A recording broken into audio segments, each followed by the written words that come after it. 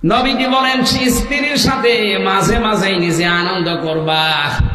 এমনকি স্ত্রী ব্যবহারের পরে কোনো মানুষ যদি গোসল করে যতগুলো ফোঁটা ফোঁটা পানি মাথা থেকে পড়বে অতগুলো নেকি হবে। সাহাবীরা বললেন, হুজুর এই কাজেও নেকি হয়? আল্লাহর নবী বলেন, এই কাজটা যদি তুমি অন্যের স্ত্রীর সাথে করতে কি হইতো? বলে গোনা হইতো। সেই গোনার কাজ না করে জায়েজ জায়গায় যদি এ কাজ করো তে তোমার সওয়াব হবে না কেন? অবশ্যই তোমার সওয়াব হবে।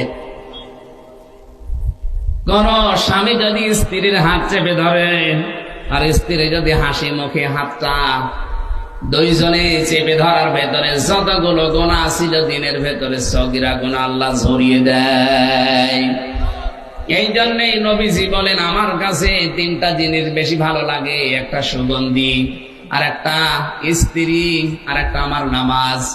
আমাদের কাছেও সুগন্ধি ভালো লাগে, কিন্তু অনেকের কাছে দুর্গন্ধ বেশি ভালো লাগছে, এই জন্যই বিড়ি খায়।